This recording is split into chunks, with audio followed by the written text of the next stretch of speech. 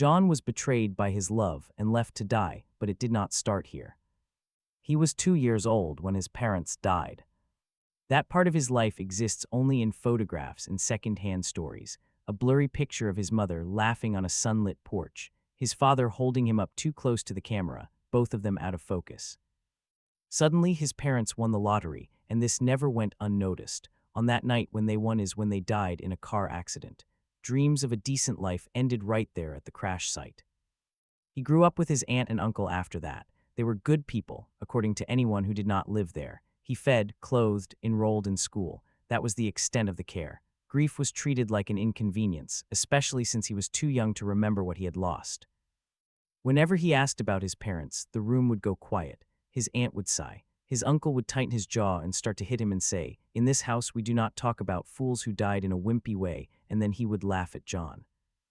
Nobody in the world cared about him. At school, whenever he would ask teachers questions, they would say, "Why are you so stupid? Did your parents die with your brain?"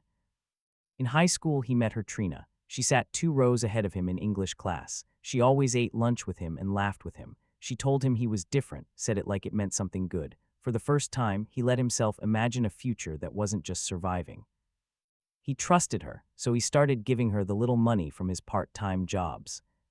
That trust didn't die all at once either. It eroded. She borrowed money she never paid, but she would take it to her bully boyfriend, Billy, who would tell her, "Thank you for the money.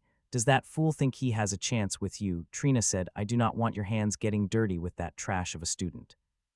One day he heard somebody say that John is a fool, he thinks he has a chance with Trina. She is already dating, just using him to get money for her boyfriend. He felt like his heart had been pierced by a million needles. He tried confronting her, but all she said is, "I ate lunch with you just to gain your trust. You are a rotten person. I cannot be with you. Just look at yourself, you are just a fool."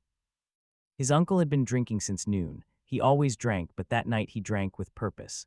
Words turned cruel. Accusations flew over nothing. When his uncle hit him, it wasn't shocking, just disappointing, like confirmation of something he'd always suspected. Then, in a moment of sloppy rage, the truth spilled out.